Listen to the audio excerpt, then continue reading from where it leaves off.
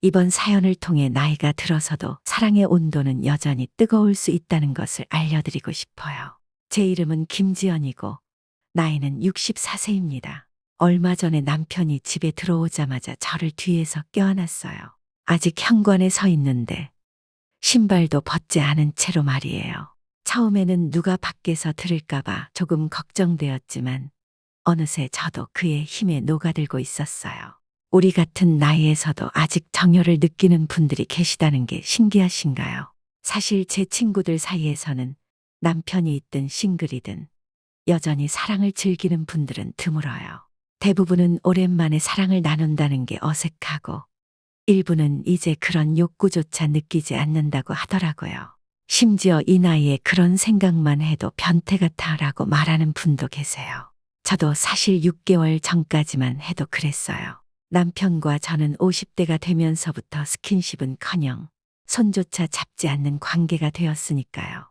하지만 지금은 마치 신혼 때보다 더 사랑을 나누며 우리의 관계는 전에 없이 따뜻해졌어요.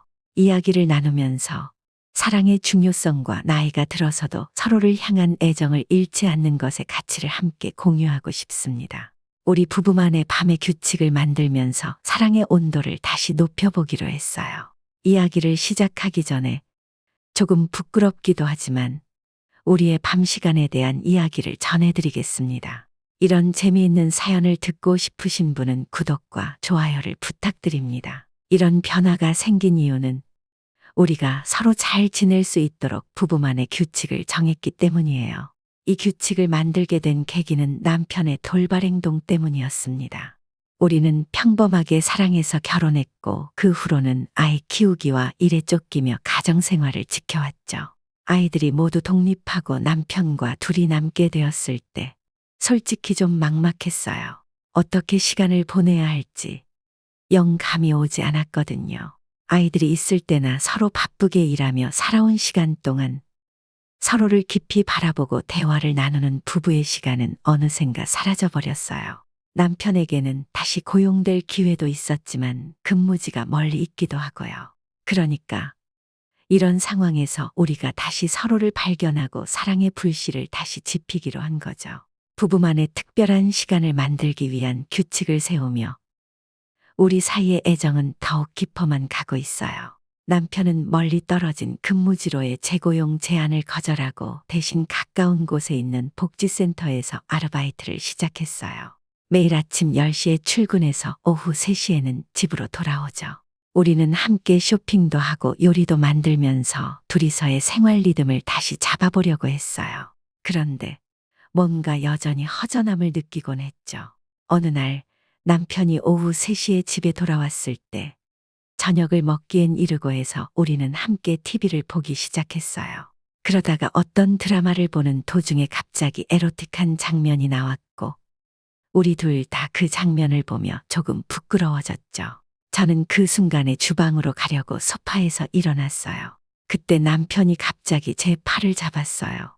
남편이 하고 싶다는 걸 직관적으로 알았지만 저는 순간 본능적으로 미안해라고 대답하고 남편의 손을 빠져나왔어요. 아하, 미안해, 그냥 장난이야 라고 남편은 말했지만 그건 장난이 아니었어요.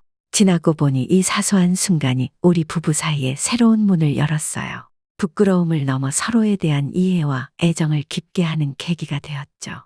하지만 그 순간에는 상황이 조금은 어색했죠. 친구들이 말하듯이 기분 나쁘다거나 남편이 싫었던 건 아니에요. 단지 순간적으로 머리가 혼란스러워졌을 뿐이에요. 그 일 이후로 남편과의 관계가 점점 어색해지기 시작했어요. 평범한 대화조차 나누기 위해 용기가 필요한 상황이 됐죠. 저는 오랜만에 댄스 동아리에 얼굴을 내밀기로 했어요. 남편이 집에 있는 시간이 많아져서 참여하기 어려웠던 여가 활동을 다시 시작한 거예요. 이 동아리는 한 달에 2번 모여요. 저보다 나이가 많은 분들이 대부분이라 차 마실 때 등 이야기거리가 풍부해서 즐거웠어요.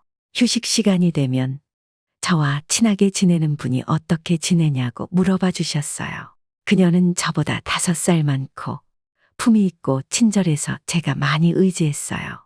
평소보다 우울한 얼굴을 하고 있던 저를 걱정하는 것 같았지만 그녀에게 말할 수 있는 내용은 아니었어요. 이렇게 마음을 나눌 수 있는 공간이 있었지만 남편과의 사이가 어색해지는 문제를 해결하는 데는 직접적으로 도움이 되지 않았어요. 그럼에도 불구하고 동아리 활동은 저에게 다른 사람들과의 교류를 통해 조금이나마 마음의 위안을 주었어요. 동아리에서 친하게 지내는 분이 갑작스럽게 제 남편과의 관계를 물어보셨을 때 저는 깜짝 놀랐어요. 남편이 집에 있는 것을 동아리 사람들이 어느 정도 알고 있긴 하지만 지금의 우리 관계를 알 리가 없잖아요. 대답하지 못하는 저에게 그녀는 진지한 표정으로 그러면서도 확실하게 웃으면서 정말 중요한 일이야 라고 말씀하셨어요. 연습이 끝난 후 그 언니와 커피를 한잔 하기로 했어요. 그녀는 자신의 부부 관계에 대해 솔직하게 이야기해 주셨어요. 오랫동안 중단되었던 성관계를 다시 회복한 경험에 대해 말이죠. 부부 둘이서 시간을 어떻게 보낼지 고민하던 중 몇 년 만에 남편이 성관계를 요구해서 어색했다고 해요. 그래서 마치 가정 내 별거 상태가 되어버렸다고 해요. 남편을 아직 사랑하고 있니? 라고 물었을 때, 네, 아직 정말 사랑해요. 라고 대답했던 저에게 그녀는 다시 물었어요. 여자로서 성적으로 사랑받는 게 실리. 제 귀가 빨개질 정도로 진솔한 대화였어요. 곰곰이 생각해보니 나도 간절히 원하고 있었다는 걸 알게 되었어요. 그녀의 이야기는 저에게 큰 용기와 통찰을 주었어요. 때로는 고민을 공유함으로써 우리가 겪고 있는 문제를 다른 관점에서 바라볼 수 있게 되고 이는 해결의 실마리를 찾는 데 도움이 될 수 있음을 깨달았죠. 그녀의 경험은 저에게도 우리 관계를 되돌아보고 남편과의 사이를 개선할 방법을 모색할 수 있는 계기가 되었어요. 그녀와의 대화를 마음에 담은 채 얼마 전 남편과 있었던 일을 떠올려 봤어요. 싫었던 건 아니었어요. 단지 어떻게 해야 할지 몰랐을 뿐이죠. 더 많이 사랑받고 더 많이 사랑해줘 라고 그녀가 말했어요. 그리고 사랑받고 사랑하기 위한 부부의 밤 규칙을 저에게 가르쳐 주었죠. 그날 밤 비록 늦었지만 남편의 정년 퇴임을 축하하기로 했어요. 남편이 좋아하는 와인을 준비해 건배했죠. 정년 퇴임은 아이들과 함께 축하해야 하지 않나? 라고 말하면서도 남편은 만족해 보였어요. 와인을 마시면서 살짝 취기가 올랐을 때 남편의 등 뒤로 팔을 돌려 어깨를 주물러 주었어요. 고마워 라고 말한 남편의 만족스러워 보이는 표정과 따뜻함이 제 손을 통해 전해졌어요. 곧이어 남편의 손이 부드럽게 제 손을 멈추게 했고 그 순간 제 마음이 두근거렸어요. 남편의 손길에서 느껴지는 애정이 전해진 거죠. 아마도 저도 원하고 있었던 것 같아요. 남편도 같은 마음이었을 거라고 생각해요. 우리는 몇십 년 만에 거실 소파 위에서 서로를 안았어요. 젊었을 때처럼 거칠거나 격렬하지는 않았지만 오랫동안 지속되는 포근하고 기분 좋은 느낌이었어요. 이것이 그녀가 말했던 시니어만의 깊이 있는 황홀한 세계라고 생각했죠. 그 일이 끝난 후에도 우리 둘은 서로의 몸에 손을 감고 잠시 동안 그 순간에 흥분에 몸을 맡겼어요. 그리고 나서 우리는 그녀가 말한 대로 둘만의 밤 규칙을 만들었어요. 가장 중요한 규칙은 서로 원할 때만 그리고 원하지 않을 때는 강요하지 않는 것이에요. 부부 사이라 할지라도 밤에 초대는 용기가 필요한 일이고 사려 깊지 않게 거절하면 부부 관계가 손상될 수도 있어요. 미안해라고 거절했을 때 서로를 이해하고 존중하는 태도가 우리 관계를 더욱 견고하게 만들었어요.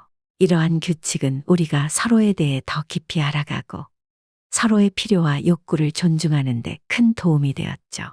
이 경험을 통해 우리는 사랑이 나이를 먹어도 계속 깊어질 수 있다는 것을 다시 한번 깨달았어요. 남편의 얼굴에는 즐거운 기색이 역력했어요. 만약 그 기분이 아니라면 솔직하게 말해달라고 그렇게 하면 다음에 기회가 있을 때 더 안심할 수 있다고 말했죠. 그리고 우리는 대략적이지만 함께 즐길 날을 정했어요. 그날에는 먼저 함께 목욕을 하기로 했어요. 좋은 향기가 나는 조금 비싼 입욕제를 사치스럽게 사용하고 욕실 조명은 끄고 바깥에서 들어오는 간접 조명만으로 분위기를 만들었죠. 어둠 속에서 뒤에서 안기만 해도 몸속 깊은 곳이 저릿저릿해졌어요. 물론 정해진 날 외에도 갑자기 그런 마음이 드는 때가 있어요. TV나 영화를 보다가 혹은 아무 생각 없이 있을 때에도 요즘엔 뭔가에 민감해져서 그런 기분이 더 자주 드는 것 같아요. 그런 때의 사랑은 젊었을 때처럼 격렬하고 어느 날은 길에서 본 외국인 커플에게 자극을 받아 집에 현관에 들어서자마자 남편이 다가왔던 적도 있어요. 이전 같았으면 그런 상황이 부끄러웠을 텐데요.